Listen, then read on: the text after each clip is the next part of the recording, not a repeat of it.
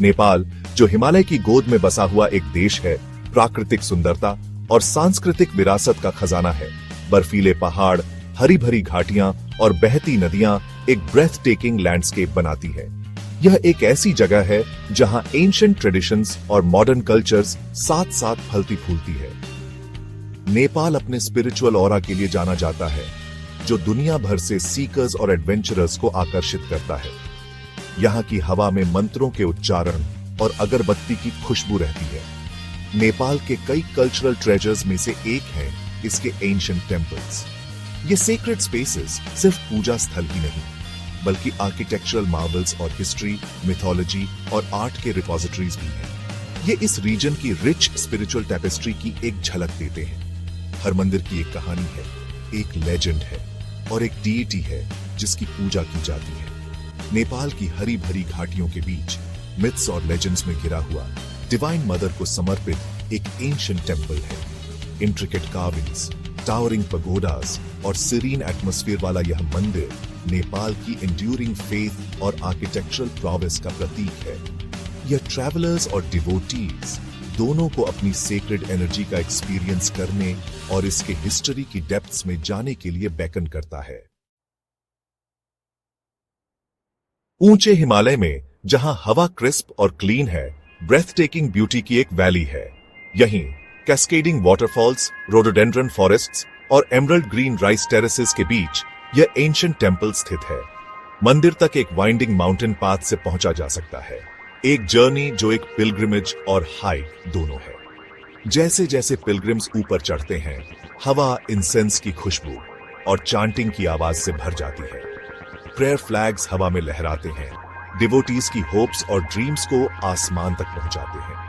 यह जर्नी इस Nepalese belief का प्रतीक है कि एनलाइटनमेंट का रास्ता अक्सर आर्जुअस होता है, लेकिन अल्टीमेटली रिवॉर्डिंग होता है। वैली में पहुंचने पर मंदिर अपनी पूरी ग्लोरी में दिखाई देता है। इंट्रिकेटली कार्व्ड वुड और स्टोन से बना यह एक आर्किटेक्चरल मार्वल है जो समय की कसौटी पर खरा उतरा है। मंदिर का लोकेशन इसकी ट्रैंक्विलिटी और नेचर से प्रॉक्सिमिटी के लिए चुना गया। इसके स्पिरिचुअल ऑरा को बढ़ाता है, इसे एक ऐसी जगह बनाता है जहां फिजिकल और डिवाइन के बीच का वेल बहुत थिन लगता है। मंदिर की ओरिजिन्स मिस्ट्री और लेजेंड में श्राउडेड है, जो जनरेशन से वर्ड ऑफ माउथ के थ्रू पास डाउन की गई है। कुछ कहते हैं कि इसे एक डिवाइन आर्किटेक्ट ने बनाया था। अदर्स कहते हैं कि यह वह जगह है जहां एक गॉडेस धरती पर उतरी थी। ये कहानियां हालांकि हिस्टोरिकली वेरीफाई करना मुश्किल है, मंदिर के एल्यूर का एक इंटीग्रल पार्ट है।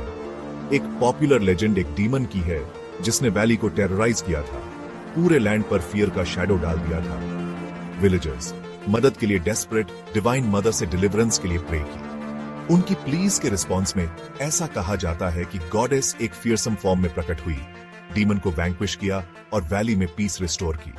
लेजेंड के अनुसार मंदिर उसी स्पॉट पर बनाया गया था जहां गॉडेस विक्टोरियस हुई थी। यह उसकी प्रोटेक्शन के कांस्टेंट रिमाइंडर और उसके डिवोटीज के लिए होप के बीकन के रूप में काम करता है। सदियों से यह और अदर टेल्स मंदिर के हिस्ट्री के फैब्रिक में वोवन हो गए हैं, इसके मिस्टीक और स्पिरिचुअल सिग्निफिकेंस को बढ़ाते हुए।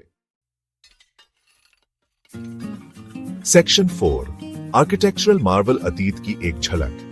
यह मंदिर एंशिएंट नेपाल की आर्किटेक्चरल इंजेन्युइटी का प्रतीक है। ट्रेडिशनल पगोडा स्टाइल में बना, इसकी टियर्ड रूफ्स इंट्रिकेट कार्विंग से अडॉर्न्ड आसमान की ओर सोर करती है। वुड और स्टोन का यूज सराउंडिंग माउंटेन्स से सोर्स्ड लोकल मटेरियल्स नेचर के साथ एक हार्मोनियस रिलेशनशिप को रिफ्लेक्ट करता है। मंदिर के एंट्रेंस पर मिथिकल क्रीचर्स के 2 फियरसम लुकिंग स्टैचूज गार्ड करते हैं, जिनके बारे में माना जाता है कि वे इविल स्पिरिट्स को वार्ड ऑफ करते हैं। अंदर कदम रखते ही एक कोर्टयार्ड मिलता है, जो कम्युनल गैदरिंग्स और रिलीजियस सेरेमोनीज के लिए डिजाइन्ड है। कोर्टयार्ड अक्सर इंसेंस की खुशबू और प्रेयर बेल्स की मेलोडिक चाइम से भरा रहता है। इनर सैंक्टम मंदिर का सबसे सीक्रेट पार्ट डीटी का घर है। यह स्पेस केवल प्रीस्ट्स के लिए एक्सेसिबल डिमली लिट है और प्रोफाउंड पीस और रेवरेंस का सेंस इवोक करता है। मंदिर का आर्किटेक्चरल डिजाइन लाइट और शैडो के प्ले के साथ विजिटर्स को मंडेन से डिवाइन तक ट्रांसपोर्ट करता है।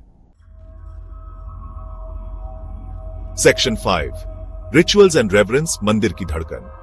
मंदिर साल भर वाइब्रेंट रिचुअल्स और सेरेमनीज से अलाइव रहता है, जो एग्रीकल्चरल कैलेंडर और लाइफ के साइकिल को रिफ्लेक्ट करता है।